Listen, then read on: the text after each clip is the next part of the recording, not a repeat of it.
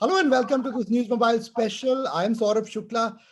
A very special guest joining me for my show, The Big Question, Viral Doshi, who uh, some would call and I would call the guru of Ivy Leagues in India. He's somebody who's mentored many students to realize their dreams in some of the top global institutions. It's great to have you here, Viral. Thank you for joining us.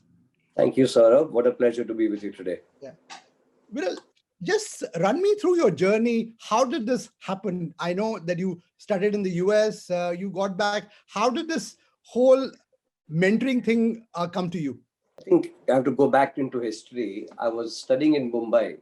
I was at the Cathedral School in Mumbai. Right. And then after that, I went for my A levels to England. And after that, my father decided, best education possible for you is to go to USA. So I went to Cornell. And the whole journey began at Cornell. I think that's where I saw the whole world, how people have come in from there, from different places, what they had done. And after I finished my undergraduate degree, obviously at that point of time in life, you couldn't do what you wanted. Your father dictated what you want to do. And eventually also at that point of time in life, security was very important, what careers you pursued. So obviously one did engineering because in those days, you could only pursue 4 careers: engineering, chartered accountancy, law, medicine, because that's what gave you security. But when I came back to India, I was in manufacturing, and I felt a lot of children here were completely lost out here. In the 80s and 90s, nobody was mentoring them, nobody was guiding them. It was all about doing these 4 particular careers. And I felt the best way for me to help them is to do something very unique. And that's when I started my company to mentor young kids, but nobody was doing in this country. So what we typically do, we do a series of psychometric testing when a child is in grade 9 and 10. We analyze their strengths and weaknesses, their interests, and their aptitude. And then we merge all these things together to map out a career map for a child in grade 9, 10, 11, 12. So he knows what career to pursue. So there was nobody doing this work. And today, mentoring is so important. There's so many career choices. Right. There's so many career paths to go to those career choices. And basically what we try to do is demystify the whole process. And the process also mentor the children through their 4 years of high school and then 4 years to college. So you become virtually like a life coach. There's a tremendous sense of satisfaction when you see young buds growing into what they are today. It's a tremendous sense of satisfaction. So I think what you've done is something quite different in India, which nobody was doing. And I think there was tremendous demand for that because you don't find anybody doing that mentoring work. This is something that schools should be doing, mentoring children, identifying their strengths and weaknesses. And that's what the gap we try to fill in. It's been very, very rewarding. Right. And what does it take, a lot of young students are watching us. What does it take to get into a US Ivy League for a student? I think first we need to understand what is Ivy League, isn't it? Yeah. Ivy League are these 8 colleges which got together in the 1950s to play sports together. That's Right. Harvard, Princeton, Yale, UPenn, Dartmouth, Cornell, Brown, and Columbia. Right. Because they wanted to give their conference a name, they called it the Ivy League because Ivy is growing on the walls. Yeah. But over the years, Ivies became synonymous with quality education. So everybody aspired to go to Ivy League school because Ivy League school perhaps was the path to get a good job, a good career, and perhaps be successful in life. Now, typically, when you look at applying to America, they look at 5 things. They look at your academics, typically your grade 9, 10, 11, 12 grades. They look at your standardized testing, that's called the SAT or the ACT. They look at your extracurricular activities. They look at your recommendations and your essays. Right. But typically, when you apply to any good university, especially an Ivy League school, the academics and SATs will be about 60% weightage. Your extracurricular recommendation will be about 30 to 35% weightage, and your essays will be about 5 to 10% weightage. So to go to Ivy League school, the first and foremost is sterling academics. Ivy Leagues have become so competitive to get into is virtually like going to an IIT. I'll give you an example. From India, every year, Harvard will select 4 to 6 students for undergraduate studies. Yale will select about 10 to 12 students. Princeton about 12 to 14 students. Then a school like Brown will select about 15, 20 students. Penn will choose about 25 to 30 students. Cornell also similar batch. And Dartmouth maybe 5 to 10. So what happens eventually, 150 people get into Ivy League schools. There are thousands of people applying to Ivy League schools. So it's become extremely competitive. To get in, the first and foremost mantra is sterling academics. They're looking at first people who have really achieved that they're the minimum top 10% of the batch, and minimum top 5% of the batch. Number 2, having very strong standardized testing scores. These 2 are the first qualification to qualify for Ivy League schools. But that a lot of people are able to achieve because of standardized testing getting more popular, more coaching classes coming in. So what is the differentiating factor is going to be what you've done for extracurricular activities and your recommendations. So really the differentiating factor for Ivy League school is to determine your passion and harness your passion over the high school years to showcase the Ivy League school that you are different, or you have good academics, good SAT scores like everybody else applying, but you will add value, and the passion could be anything. And that's where the trick arises. That's where a good counselor or a good mentor, if you can identify the passion of the student and harness it over 4 years, that's what gets you an Ivy League school eventually. So they're looking at a very variety of people. They don't want just engineers or people who want to do humanities. They want a diversity. Right. So if you can harness your strengths, and what they see is a hook factor. If you can identify the one passion of yours and leverage it and harness it over a 4-year period, that's what gets you an Ivy League school, I would say. You've mentored so many students of yours who have gotten to some of the best universities. So what has been that hook factor? I think it varies. I think it depends on your interest first. Eventually, if you want to find out your passion, Right. I had a boy, he was very fond of history and politics. So we identified a project for him to go to Dharamshala. He went and identified how a government in exile, like the Tibetan government sort of works. And then he interviewed all the people in the ministry out there to understand how they manage their finances. So this is something completely stood out because it shows his passion for history and politics in the day. So then there are various other projects that people have done. But again, it's again to identify through your passion. And eventually I've seen the one golden rule, which colleges always look at, is how have you impacted society at a grassroots level on a sustainable basis. So eventually I've seen over the years, people have gone to Ivy League school, if you ask me, have got in because they've impacted society at a grassroots level on various things. I've had people who are doing digital literacy in rural villages. I had somebody right now who got in, he had organized the largest number of blood camps in Andhra Pradesh. I had a boy in Uttar Pradesh who did Chai Par Charcha. He would go to the villages and educate them about voting and politics. So I think you have to identify your strengths and the unique factor which you passion that you have in you, and harness that passion at the end of the day.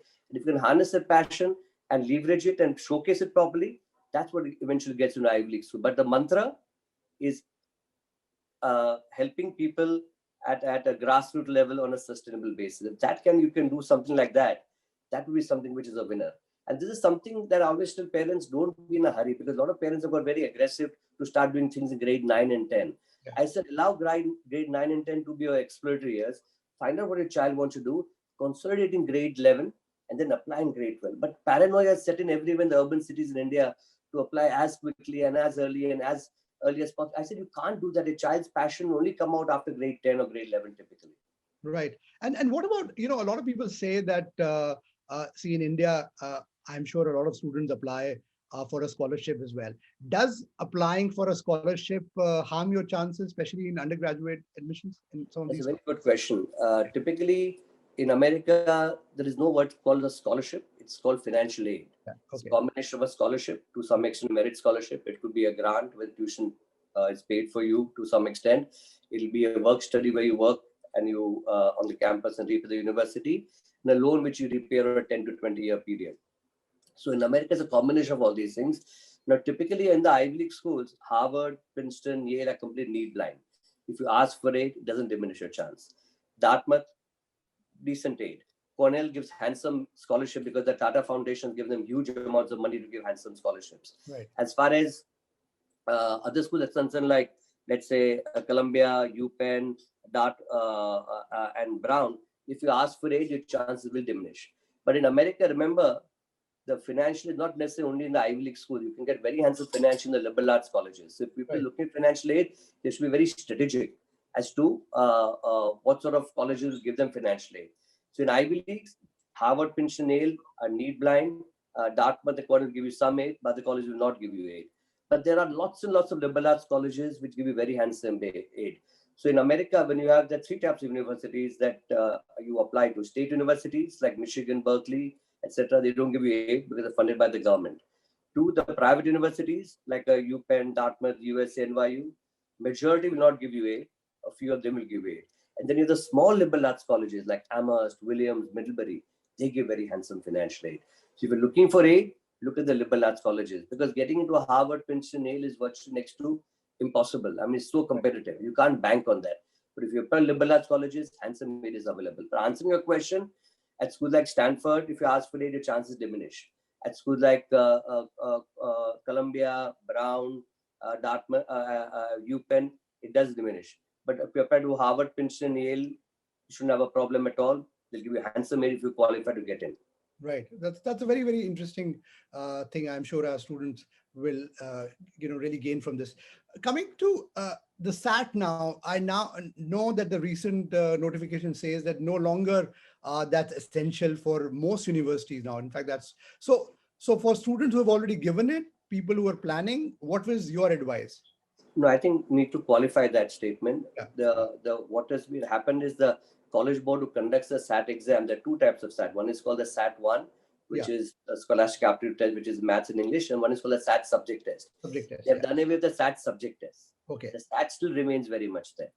So people doing the SAT are going to definitely, it's going to be needed in the future also. But that's one universal testing system that they can use to distinguish the child applying from South Korea, India, and America. The SAT, ACT will continue completely. What will not be there will be SAT subject test. Right. For people who are applying this year for 2022 admission, if they've done the SAT subject test, they will have a bit of an advantage. If you don't have it with you, you don't have a disadvantage. Right. But from applications for 2022, after 2022, there's no SAT subject required at all. But the SAT or the ACT will continue. So university will, so that's a good thing that you've clarified, because the confusion was that SAT altogether. University will continue to evaluate and weigh SAT. Absolutely. SAT and ACT, because otherwise, how do you compare a kid from Vijayawada and a kid from Seoul or a kid from London? There should be some universal system. The SAT becomes a very good universal factor to distinguish you.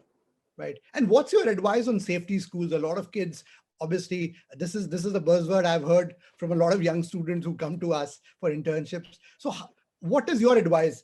Clearly, students obviously should aim high, but should they have a plan B in mind? Honestly, things have become extremely competitive.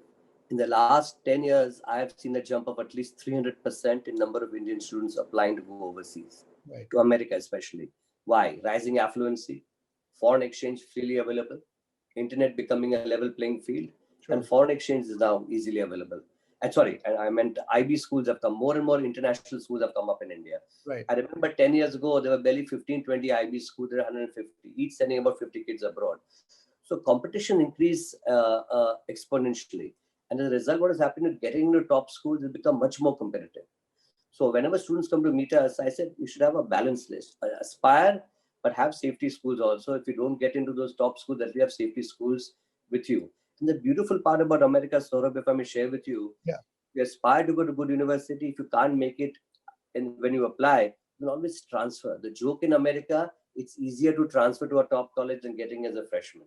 So always you should never lose hope. If you dream you should go to top university, don't make it, you get into a safety school, go there, work hard for a year or two, and then transfer to a top university afterwards. So that's very interesting. Why don't you just talk us through the transfer system? How does it happen? After year one, you can actually transfer to a Harvard or a Yale. Absolutely. After year one or even year two, you can transfer to any of these good colleges. And typically when you're transferring, what will they look at? They look at your 12th board marks. They look at your GPA in your first term or the first 2 years if you're applying after 2 years. Look at extracurricular activities in college, recommendations of professors, and essays which you need to write. But believe me, it's because the number of students applying for transfer is very low. The number of seats also have opened up because a lot of people got into colleges after in the freshman year, couldn't cope up with the pressure of academics. They dropped out of the first year. So typically most colleges have a drop off between 2 to 5% at the end of first year and second year. A lot of seats open up. To fill in the seats, colleges take students from other universities who are aspiring to go there.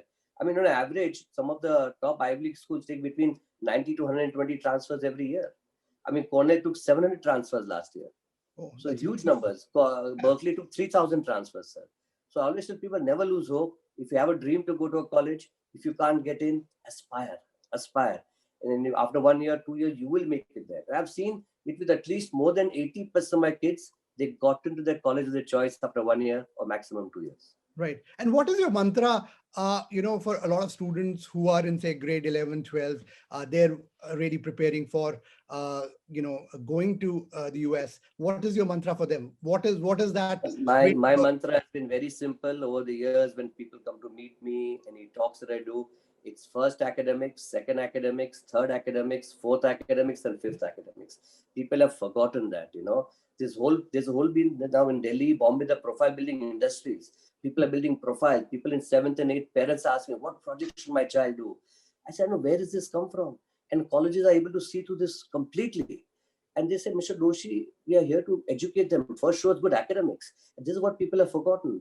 I had a parent who came to meet me the other day, a mother saying, Mr. Doshi, हमारी बच्ची ने 2 NGO चालू किया है, mount Everest base camp में भिजवाया था, एक पोएट्री एग्जीबिशन किया था, 2 समर स्कूल में भिजवाया था, उसके बावजूद भी कोई भी अच्छी कॉलेज में एडमिशन नहीं मिला. I said, madam, what about academics?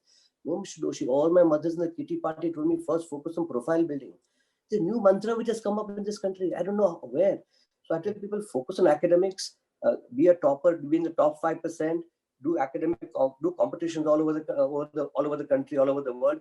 Focus on those things first. Yes, you build up your profile, you build up your hook factor, but typically do that in grade 11 and grade 12. So first, academics, SATs. Without that, nothing is going to happen. Whatever anybody may tell you, I'll tell you interesting that SAT is out of 1600. The cutoffs this year at Ivy League schools was a 1540 minimum out of 1600. There are exceptions, everything. And the ACT, it was 35 out of 36. Now to get those scores, you must work hard. And academics, because the number of students applying have increased exponentially. And remember, these Ivy League schools are very interesting. They want people from small town India more than people from Bombay and Delhi these days, but they want diversity within India.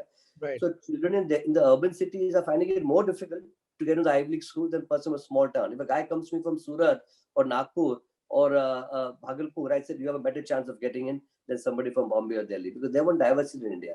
So answering your question, a child in 11th and 12th, please focus on academics, focus on standardized testing, and then identify your passion. But instead of doing 10 things, do 2 or 3 things, but go into depth. They love deep diving than doing breadth. Better to do 2 things and really stand out. Again, I repeat, I told you earlier that what stands you out is how are you applying, how are you helping people at a grassroots level on a sustainable basis. That's what has been the mantra for a top Ivy League school, I would say. That's great. And you spoke about recommendations. So what's the ideal recommendation according to you? Who do students go to for an ideal recommendation? Most colleges require recommendations from 2 teachers and a counselor. Right. And typically over the years, you have seen the top universities always recommend one should be a teacher from maths and sciences preferably, and one should be from humanities by and large. But again, there's always exceptions out there. If you're hardcore humanities, you may not have somebody from maths and sciences. But by and large, if you maintain that maths, science, and one humanities always helps you. And something very important, when you're applying to top colleges, they're telling me something very interesting. Mr. Doshi, we find most of the Indian students, especially the boys, want to apply for computer science today. Everybody's a geek. Everybody looks like each other. So one thing is very important. If you want to apply to Ivy League school, show your right brain and left brain both. Yes. The humanities, creative angle and the science angle. That's a very important element to showcase an application. Don't be a geek. I did these hackathons, I did these computer science application. Doesn't help at all. But if you show right brain, left brain, you're much better appreciated. Because Mr. Doshi, we don't want geeks in our school. We want somebody who has his right brain, left brain. That's why the recommendation also, if you can work backwards and do a right brain, left brain recommendation of one humanities and one math science, always is a very big help. Right. No, that's a good analogy you gave. What about students who are, obviously a lot of focus is in India on sports now. What about students? Are there schools which, value that kind of talent? Absolutely. What yeah. They do, provided you are at a national level or an international level. And by and large from India, if you see recruits come in mainly for squash. Right. To some extent, they'll be for tennis. Right. For team sports, you don't find too many people getting in. A few and far for track and field. But by and large, most of the people who have got scholarships for sports have been squash players, tennis players, and to some extent athletes. But I have not seen too many people getting scholarships for, let's say, soccer or for hockey. Because I think the level is very high for swimming. Very difficult to get this thing. But even if you don't get in for a sports scholarship, sports is a good tool to get in a good college. Because sports, I had a boy going to Yale, he was a national level badminton player. They don't play badminton in Yale. It's a club sport. But he got in because it shows perseverance. It shows resilience. It shows ambition. So sports is a very important element and they look on it very favorably. If you want to apply for a sports scholarship or a sports recruit, then you have to be at a national or international level. But you want to use sports as one of your extracurricular activities? Marvelous. I think they would love it. If you're inter-school level, you have won some championships. Sports is a very, very important. It shows leadership, teamwork, strategy, and they love such people. As in America, by the way, when you apply for jobs after you graduate, they say if you are a jock, you rock. They love sports people because they assimilate beautifully into the work life afterwards. Work life, absolutely. And what about things like, say, debating, MUN? A lot of students are doing that. Absolutely, and that's also very, very important. As I said, there's nothing one thing which is important to get in. Right. Each person is individual. So if you're very strong in money, go into more depth. If you're very strong in theater, go into more depth. If you're very strong in computers, maybe do something in computer literacy or something like that. If you're very fond of dance, do that. But show 3 or 4 passions, but show depth in it. But Right. then again, that one unique factor, if you're going to do something like dance or debates, a lot of people do it. So over and above all this, find out one more thing which is unique to you, which is your passion, and harness that passion over a period of 2 to 3 years in high school to stand you out. That's very, very important. Right. And what about early admission? Does that help? Does it really impact your chances? Because a lot of students, that's also a buzzword I've heard a lot of students. Yes, these are all lovely technical terms you're using: early action, early decision. There is something called early action where you apply by end of October. By middle December, the college will tell you whether you've been admitted or rejected or deferred. If you're admitted in early action, it is not binding on you. You can wait for all your other replies to come in. Early action is only offered by a very few selected colleges like Stanford, Caltech, Chicago, Harvard, Princeton, Yale, who know if you admit somebody, they won't go anywhere else. But most colleges offer early decision where you apply by end of October. By middle of December, you'll be told either admitted, rejected, or deferred. If you're admitted, it is binding on you to go there. Now, over the years, early decision in early action colleges, the chances of non-US citizens getting in are much, much less compared to US citizens, because in early action, people don't know the majority of people who get in are people who are legacy, father, mother, grandfather, grandmother went there, or maybe a brother, sister. Right. 2 people are sports people. 3 people who are large donors. Their children get a very high priority. And 4 people who are children of administrators or professors in college. So typically, this whole early thing has become a big hoo-ha. Very few people get into early, if you honestly ask me. Right. There's a big whole thing about, oh, you must apply early, your chances are much better. For early decision, to some extent, yes, not for early action. So mostly you will see the early decision results or early results in India are very poor. 90% have not gotten. Right. Barely 5% would have gotten. So honestly, people apply early, but don't depend on it. The best results still come in regular. Right. And let me just ask the guru's top picks you spoke about. So what are the top 5 or 6 colleges you'll recommend, say, for liberal arts? And then we'll go to engineering and well, if you're looking at, as I said, there are 3 types of universities. For state universities, I would say today on the West Coast, UC Berkeley, UCLA, fabulous.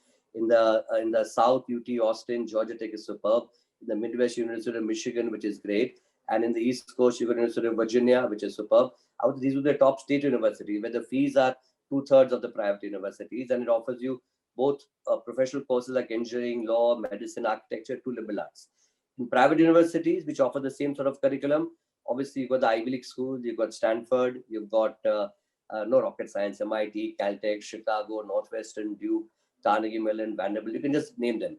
But the number of schools are enough. And I tell parents, please don't get paranoid about only applying to Ivy League school. That is not the end goal. At the end of the day, I've seen people are successful. I've done a survey out of 10 students of mine. Let's say out of 10 who went to Ivy League schools, yes, 7 are very successful. But even the other 10 who went to non-Ivy League schools, I would say 6.5 are successful. So I've seen the success rate is very similar in both the places. So don't get paranoid about those Ivy League schools only. There are more than 3,000 universities you can apply to. But amongst the liberal arts colleges, there's Amherst, Williams, Swarthmore, Middlebury, for girls' college, Wellesley, Pomona, Claremont McKenna, all are marvelous schools. And the difference between the top school and that 50th school, honestly, is very marginal.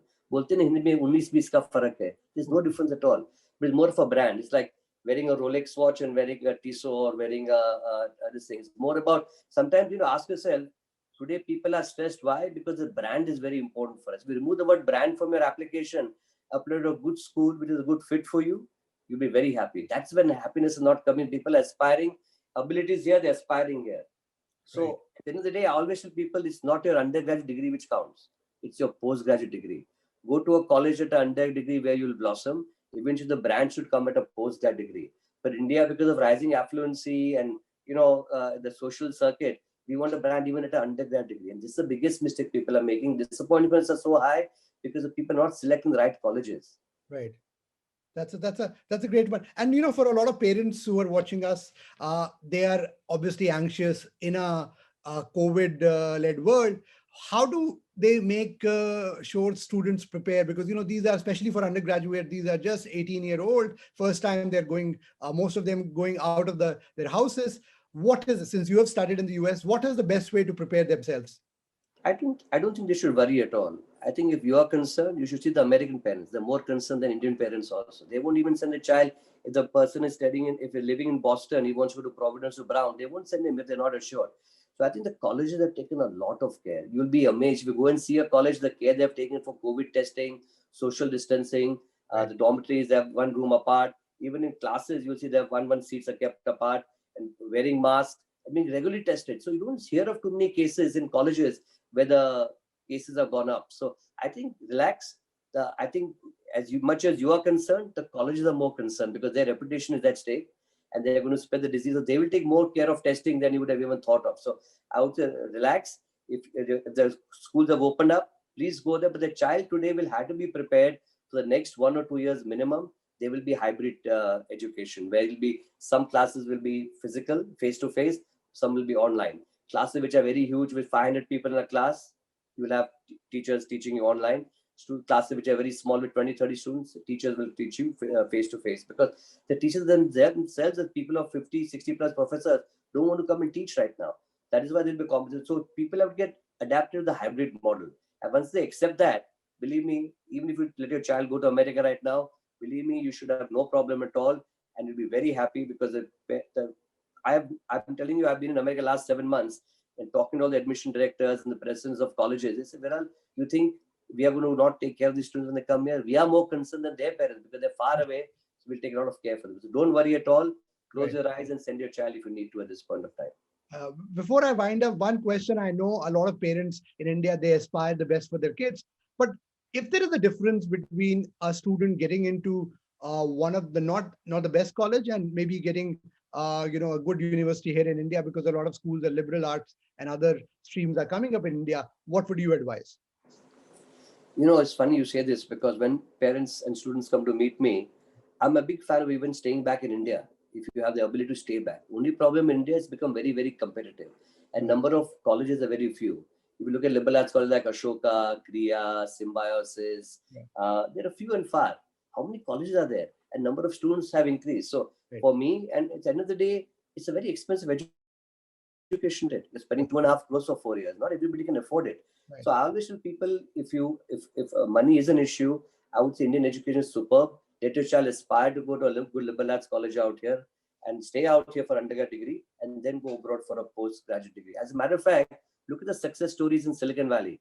I'll guarantee you 99% have done undergraduate degree in India, but they did a master's abroad and post and MBA abroad. So eventually for a child, you show them role models. So people who studied here, like Satya Nadella, he went to Manipal, then he went to Wisconsin-Madison Computer Engineering, MBA from Chicago, today's CEO of Microsoft. For a child, I always believe if you show them role models, they will listen to you. That's why parents always come and tell me, Mr. Doshi, they don't listen to us. They listen to any other counselor. So please tell them the right thing to do. So with children, I think the trick is show them role models. If you show them role models of what you should be doing, staying in India and going abroad, they listen to you. You just tell them, no, India mein rehna chahiye, you shouldn't go abroad. They don't want to do. The peer pressure is so much today in some of the top schools to go abroad. But if you tell a child, look here, if you stay back in India, there's a path we can follow. This is how you plan your 4 years in college. We plan the 4 years. So what happens? They go to a top postgraduate college. So staying in India is super. The challenge is for disciplines like engineering and all that is it's virtually impossible to get into IITs. That's the only advantage when you go abroad to America. You can get into as good as a school as IIT, perhaps a little lesser effort than what IIT will require. So depending on person to person, depending on their ability to pay, fees to pay, if they're finding it difficult to fund education, please stay back in India. It's a great place to stay if you can get in a good college out here. Right. Viral, it has been a great discussion, I think an engaging one, and I'm sure a lot of students, parents have benefited a lot. Thank you so much for talking to News Mumbai. Thank you so much, Saurabh. My pleasure. Thank you for having me on. Thank you.